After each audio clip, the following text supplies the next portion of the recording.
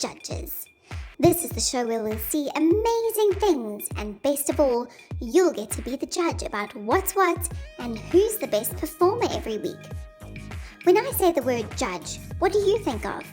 You probably think of a competition and a stage like this one, with someone who judges and performs and decides how good or bad something is.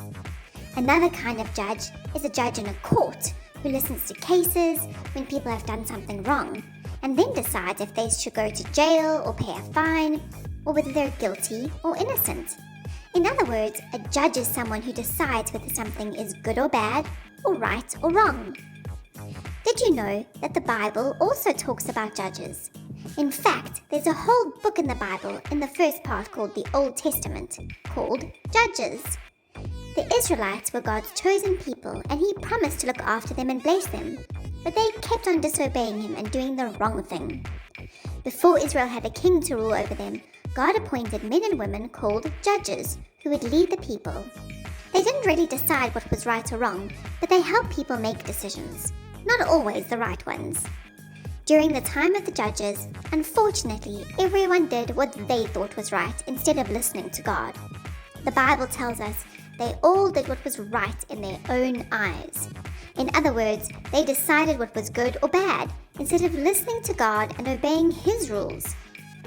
We often worry about people judging us and doing what's right based on those around us, or what they think is right or cool.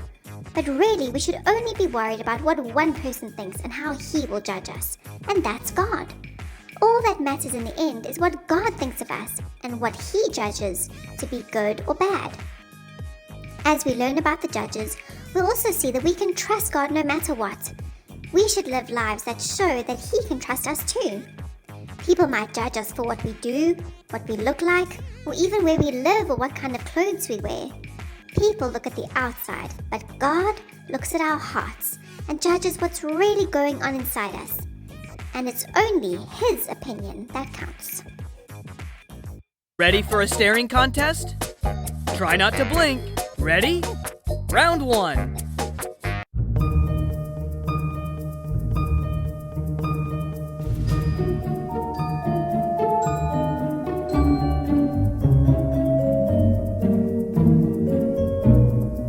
Did you blink? Round 2.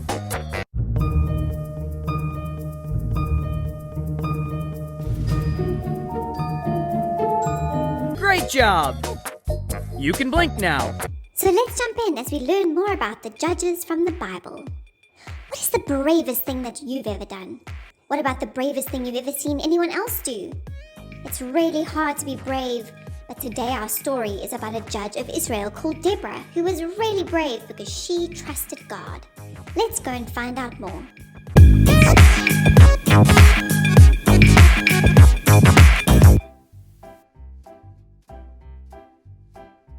There were once a group of people called the Israelites. God rescued them out of Egypt where they were slaves and led them through the desert to a land He had promised them called Canaan. Here they didn't have kings, but God chose special men and women to be judges over them. These people helped them make the right decisions and to obey God. Well, some of the time anyway. One of these judges was a lady called Deborah. Deborah would sit near a palm tree, and people would come to see her and ask her advice about things. One day while she was sitting there, God gave her a message for a man named Barak. She called him and told him that God said that he was to take 10,000 soldiers with him to a place called Mount Tabor to go and fight against an evil enemy called Sisera. God would help them win the battle. When Barak heard this, he was afraid and said, "I won't go unless you come with me." Deborah was very brave, so she agreed to go with him. She trusted God and knew that He would keep His promise to give them the victory. So Barak got all the soldiers together and went along with Deborah and set off for Mount Tabor. There, God gave them an incredible victory, and their enemy was defeated. God helped them and kept His promise. Deborah sang a song of thanks to God for helping them win the victory. We can always trust God to do what He has promised.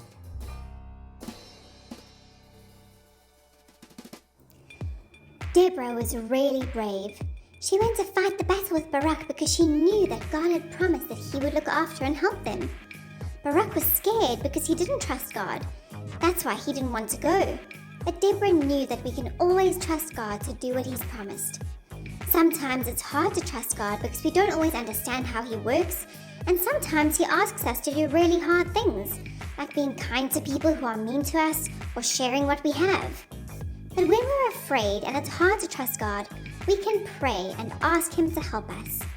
We can also remember that God always keeps his promises. People sometimes let us down, but God never will. Did you know that there are over 3,000 promises in the Bible from God to you? Isn't that amazing? Let's play a game to learn some of these promises. I'm going to read a promise from the Bible, and you decide which picture you think matches with it. Ready? Here we go. Our first promise is from Romans 10 verse 13, and it says, "Everyone who calls on the name of the Lord will be saved." Now, which picture do you think goes with that? A, B, or C? Everyone who calls on the name of the Lord will be saved. That's right!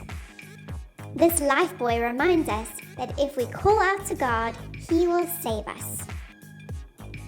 Our next promise comes from Romans 8 verse 39, and it tells us that there is nothing that can separate us from God's love. Which picture goes with that promise? That's right! There is nothing that could ever separate us from the love of God. Nothing you could do, nothing you've ever done, nowhere you could go. God is always with you and will always love you. Our next promise is from Psalm 46 verse 1, and it says, "God is our refuge and our strength." Which picture do you think goes with this promise? Well done! This reminds us that God makes us strong, not in our bodies, but in our hearts, to do what he has asked us to do. Our last promise comes from Psalm 32 verse 8. It says, "I will instruct you and teach you in the way you should go." Can you guess which picture goes with that promise? I will instruct you and teach you in the way you should go. Good job! The compass reminds us that God will lead us where we should go when we trust him and follow him.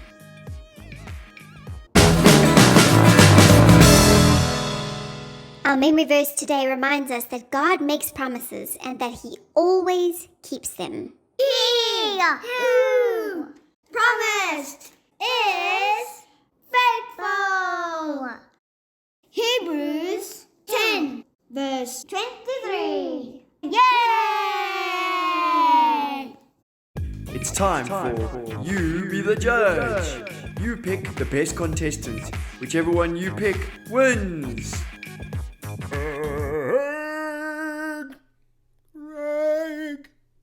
Greg.